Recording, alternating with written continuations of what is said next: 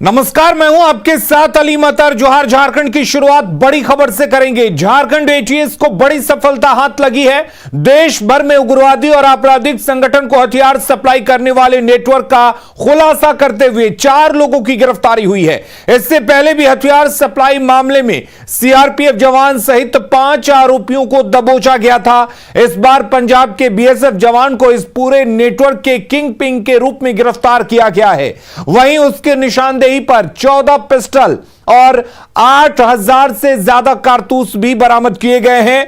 हथियार supply network के हुए इस खुलासे पर आईजी अभियान अमोल वेणुकांत होमकर ने बताया कि राज्य में जितने भी उग्रवादी संगठन और संगठित आपराधिक गिरोह हैं, उनके सप्लाई आर्म्स चेन को तोड़ने के लिए कार्रवाई की जा रही है। इसमें कई इंटर स्टेट नेटवर्क उजागर हुए हैं।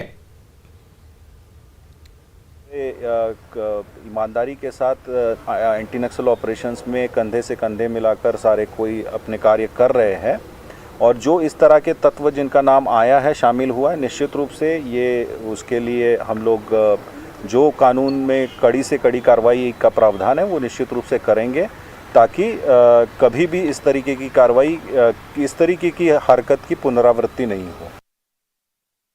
और ब्लास्ट मामले में एनआईए की छापेमारी। झारखंड में हुए ब्लास्ट मामले में एमपी में एनआईए की छापेमारी हुई है। मध्य प्रदेश के शहडोल इलाके में एनआईए की छापेमारी हुई है। कई महत्वपूर्ण सबूतों को इस दौरान इकट्ठा किया गया है। एक संदिग्ध आरोपी के आवास और अन्य लोकेशन पर छापेमारी हुई है। पश्चिमी सिंहभूम के लांजी फॉरेस्ट एरिया में आईईडी ब्लास्ट का यह पूरा मामला है।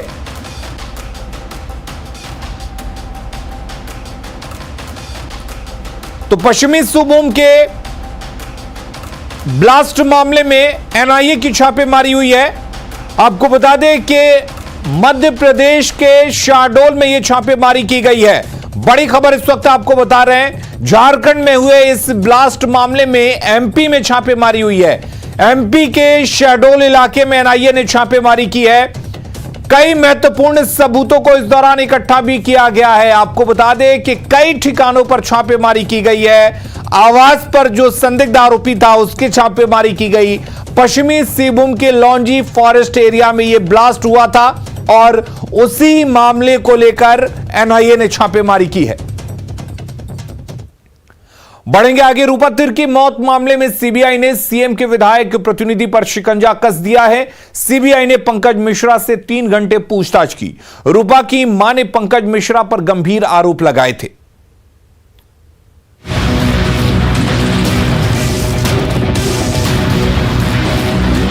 रूपा तिर्की मौत मामले में सीबीआई ने झारखंड के सीएम हेमंत सोरेन के विधायक प्रतिनिधि पंकज मिश्रा के खिलाफ शिकंजा कसना शुरू कर दिया है।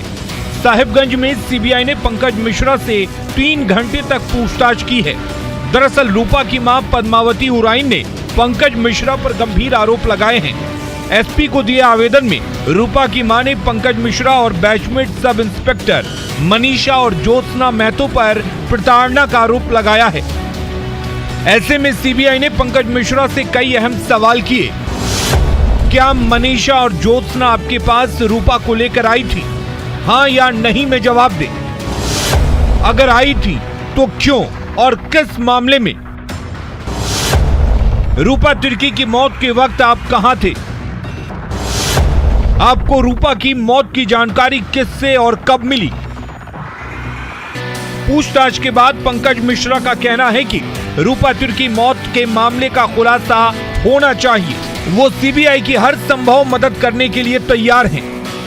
हमने ईमानदारी पूर्वक सारे सवालों का जवाब दिया और आगे जो भी मदद ये लोग मांगेंगे, जहां भी पूछताछ के लिए पुनः बुलाते हैं तो हम जाने के लिए तैयार हैं। मेरा पूरा सहयोग रहेगा, क्योंकि हम भी चाहते हैं कि एक पीड़ित आदिवासी परिवार को न्याय मिले और न्याय के पक्ष में हम, जैसा कि आपको मालूम है कि हम इसके पहले भी 6 तारीख को प्रेस कॉन्फ्रेंस कर बोला था कि इसकी एक सीबीआई जांच करा लिया या उससे भी कोई बड़ी एजेंसी है तो उससे जांच करा लिया जाए।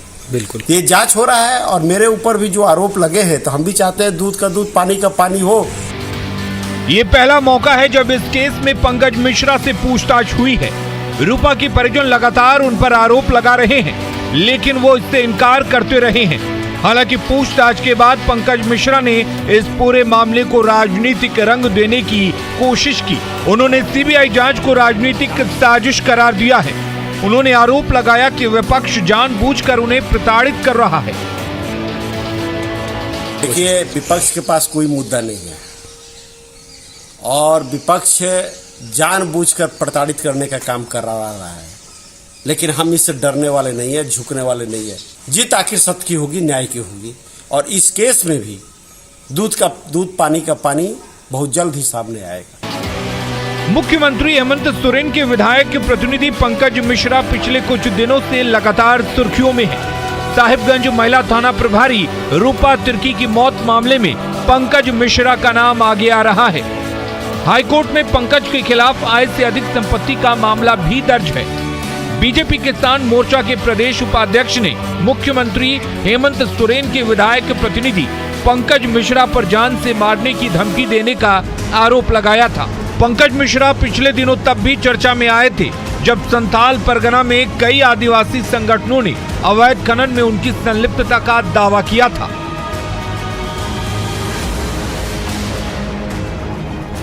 न्यूज़ 18 के लिए साहिबगंज से मिथिलेश कुमार की रिपोर्ट। और उधर झारखंड फुटबॉल एसोसिएशन एक बार फिर विवादों में घिर गया है और इसका खामियाजा खिलाड़ियों को भुगतना पड़ रहा है। आज संतोष ट्रॉफी के ट्रायल में खिलाड़ियों ने जमकर हंगामा किया। क्या है पूरा मामला, देखिए इस रिपोर्ट में। झारखंड फुटबॉल एसोसिएशन एक बार फिर विवादों में है। विवाद का खामियाजा फुटबॉल खिलाड़ियों को भुगतना पड़ रहा है। खेलगांव में संतोष ट्रॉफी के ट्रायल के दौरान खिलाड़ियों ने जमकर हंगामा किया। दरअसल अध्यक्ष और सचिव की भेजी गई अलग अलग लिस्ट में शामिल खिलाड़ी ट्रायल दे रहे हैं। खिलाड़ियों का आरोप है कि ट्रायल में दूसरे प्रदेशों के खिलाड़ियों को शामिल होने का मौका मिल रहा है। फुटबॉल एसोसिएशन के सचिव पर बाहरियों को ट्रायल में शामिल करने का आरोप है। जो रांची डिस्ट्रिक्ट फुटबॉल लीग जो मैच स्टार्ट करवाए थे, उसी ग्रुप के द्वारा यहाँ पे इसी खेलगांव स्टेडियम में ओपन ट्रायल हुआ था। आज उस ओपन ट्रायल का कोई मतलब नहीं रखा गया है और प्रेसिडेंट और सचिव ये दोनों की लड़ाई में झारखंड के खिलाड़ी जितने हैं वो लोग पिस रहे हैं। उसमें नहीं है, ये झारखंड के नहीं है। 90% लड़के सब बाहर के हैं, कुछ ही लड़के हैं जो इधर उधर के हैं, बाकी 90% बाहर के हैं। ये पहले भी कहा गया था। कल जो ट्रायल हुआ गर्ल्स का, उसमें जो बाहर के थे उसको खेलने के लिए ट्रायल देने ही नहीं दिया गया, वो उसको ट्रायल देने के लिए मना किया गया। तो आज फिर क्यों वो लोग को ट्रायल देने के लिए दिया जा रहा है? जो एसोसिएशन है, मेन एसोसिएशन, उसी को दोषी मानेंगे ना। इसमें हम लोग का सभी का नाम था, अभी नहीं है। टॉप लिस्ट 35 बनाया गया था। रांची के खेलगांव में संतोष ट्रॉफी के ट्रायल के दौरान हंगामे के बाद न्यूज़ 18 ने जब हालात को जानने और समझने की कोशिश की तो अधिकतर खिलाड़ी मौके से भाग खड़े हुए। वहीं जो खिलाड़ी बातचीत के लिए तैयार हुए उन्होंने अपना नाम नहीं बताया, लेकिन खुद को मणिपुर का जरूर बताया, जो जमशेदपुर के टाटा फुटबॉल अकादमी में खेल रहे हैं। ये बताएं कि आप लोग कहाँ से आए? हम लोग अभी जमशेदपुर से आए हैं। जमशेदपुर से? टाटा फुटबॉल अकादमी से आए हम लोग। टाटा फुटबॉल अकादमी से। कहाँ के रहने वाले हैं? मणिपुर से। मणिपुर से हैं। हाँ। तो यहाँ पर आप कहाँ के रहने वाले हैं? मणिपुर। तो आप मणिपुर के रहने वाले हैं। यहाँ बताया जा रहा है कि ज़्यादातर खिलाड़ी जो हैं दूसरे प्रदेशों से यहाँ पर ट्रायल में शामिल हो रहे हैं और सबसे बड़ी बात कि इसी को लेकर स्थानीय खिलाड़ियों का विरोध प्रदर्शन भी है कि जो भी खिलाड़ी ट्रायल में शामिल हुए हैं उन बाहरी खिलाड़ियों को मौका दिया गया। खासकर जो झारखंड फुटबॉल एसोसिएशन के जो अध्यक्ष हैं, जो नजम अंसारी और जो सचिव गुलाम रब्बानी, दोनों की भेजी गई अलग अलग लिस्ट में जो शामिल खिलाड़ियों का नाम था वही खिलाड़ी यहाँ शामिल हुए। और आप देख रहे हैं कि जो खिलाड़ी यहाँ पर ट्रायल में शामिल हुए, हमने उनसे बात करने की भी कोशिश की, लिहाजा जो विरोध प्रदर्शन था बाहरी खिलाड़ियों को लेकर था। संजय कुमार सिन्हा, न्यूज़ 18, रांची। और रांची से बड़ी खबर है, जेएससीए के आजीवन सदस्य दीपक बांका पर्यवेक्षक नियुक्त हुए हैं। भारत न्यूजीलैंड के बीच पहले टेस्ट के लिए पर्यवेक्षक नियुक्त किया गया है दीपक बांका को। कानपुर में चल रहे पहले टेस्ट के लिए दीपक बांका की नियुक्ति हुई है। जेएससीए ने नियुक्ति के लिए बीसीसीआई को धन्यवाद दिया है।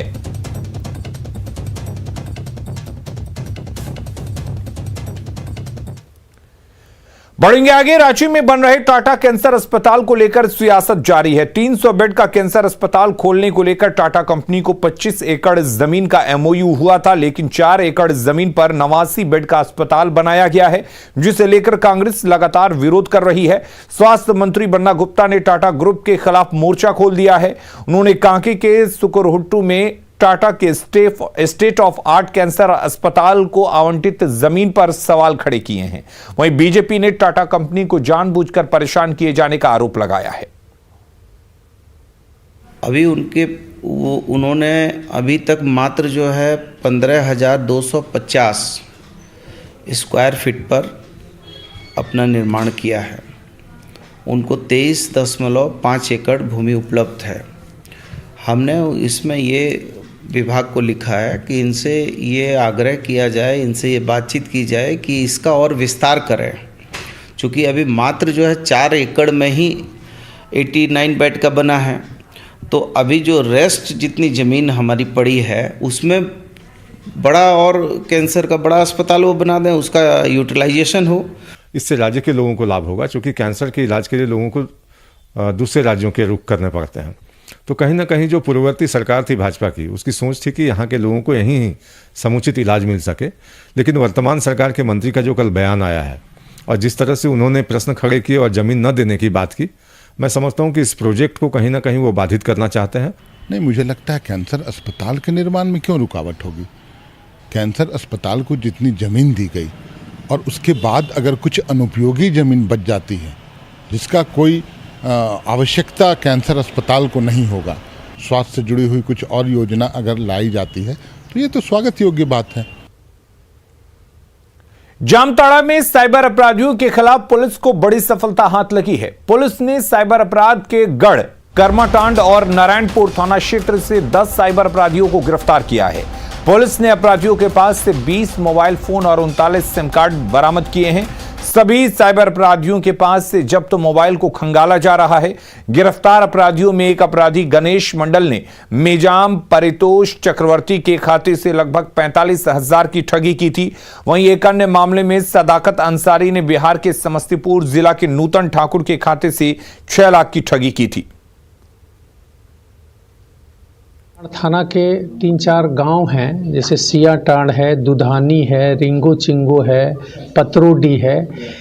इस डिफरेंट लोकेशन में ये जानकारी आ रही थी कि यहाँ पे इकट्ठे होकर के और ये लोग जागरूक हो गए हैं और ये फिर फिशिंग का काम स्टार्ट हो गया है, ये कर रहे हैं। वो इन डिफरेंट लोकेशन में रेड की है। रेड करने के क्रम में कुल 10 लोग गिरफ्तार हुए हैं। कुख्यात नक्सली प्रशांत बोस और उसकी पत्नी शीला मरांडी की गिरफ्तारी के बाद प्रशांत बोस के गढ़ में सीआरपीएफ जवान अलर्ट हैं। गिरिडीह के नीमिया घाट में सीआरपीएफ के जवान लगातार गश्ती पर हैं। प्रशांत बोस की गिरफ्तारी के विरोध करते हुए नक्सलियों ने 3 दिन का बंद बुलाया है। आज बंद का आखिरी दिन है, ऐसे में प्रशांत बोस के गढ़ में जवान अलर्ट मोड में हैं। आपको बता दें कि गिरिडीह जिले के नीमिया घाट कभी कुख्यात नक्सली प्रशांत बोस के लिए गढ़ हुआ करता था, लेकिन प्रशासन की मुस्तैदी से नक्सलियों का बंद नहीं के बराबर देखा जा रहा है।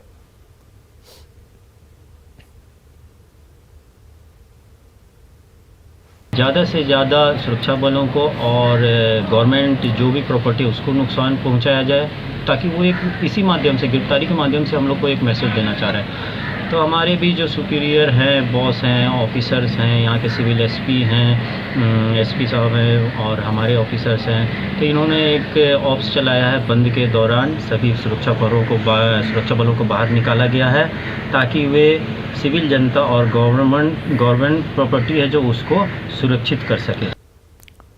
अगली खबर जमशेदपुर से है, जहां मानगो के गायब राहुल का कंकाल 116 दिनों बाद चांडिल डैम के पास पहाड़ी पर मिला है। अपराधियों ने पत्थर से कुचलकर राहुल की हत्या कर दी है। पुलिस ने शव को जब्त करने के बाद 2 आरोपियों को गिरफ्तार किया है। आरोपियों के पास लूटी हुई कार और मोबाइल भी बरामद किए गए हैं। घटना के बारे में बताया जा रहा है कि राहुल अपनी कार ओला चलाता था और 1 अगस्त को रविंद्र महतो और सुधीर कुमार शर्मा ने साजिश के तहत आदित्यपुर में चाय बेचने वाले एक महिला के मोबाइल से राहुल को फोन कर चांडिल जाने के लिए कार को बुक किया था और इसके बाद आरोपियों ने राहुल को चांडिल डैम लेकर गए, जहां आरोपियों ने राहुल को ज्यादा मात्रा में शराब पिलाई और नशे में होने के बाद दोनों आरोपियों ने पत्थर से राहुल का सर कुचलकर हत्या कर दी। राहुल हत्याकांड का खुलासा कॉल डिटेल के आधार पर किया गया।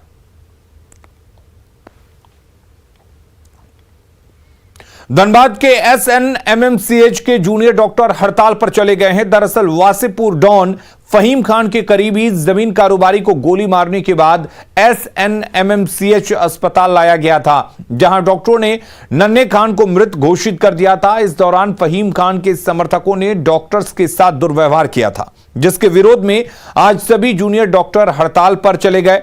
जूनियर डॉक्टर के हड़ताल पर जाने से अस्पताल की व्यवस्था पूरी तरह से चरमरा गई है। मरीज और उनके परिजन काफी परेशान हैं और मरीज के परिजनों में गुस्सा भी दिखा। इधर डॉक्टर सुरक्षा की मांग कर रहे हैं, मरीज और उनके परिजन परेशान हैं।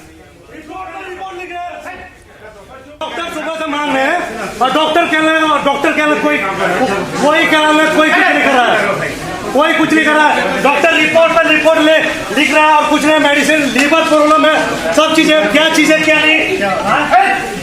बिल्कुल हमारे डॉक्टर कोई हड़ताल पे जाना नहीं चाहते। मैंने काफ़ी देर मीटिंग किया, आप लोग भी बीच में आए थे। कोई हड़ताल में जाना नहीं चाहता।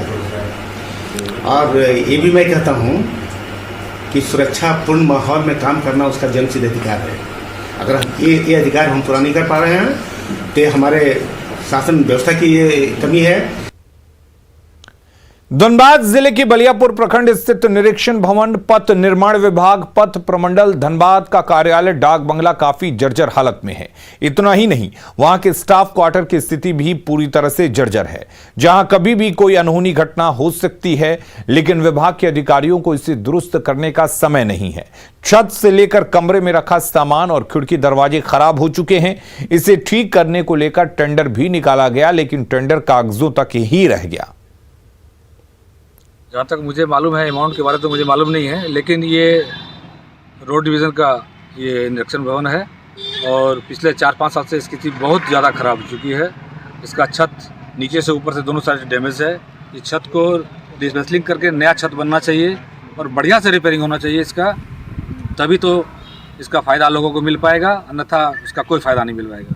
अभी तक एक दो बार पहले रिपेयरिंग हुई है, लेकिन उसमें अच्छी गुणवत्ता नहीं थी। अच्छी गुणवत्ता के साथ इसका रिपेयरिंग होना चाहिए। और जोहार झारखंड के इस बुलेटिन में फिलहाल के लिए इतना ही, लेकिन खबरें लगातार जारी हैं। आप बने रहिए न्यूज़ 18 बिहार झारखंड के साथ।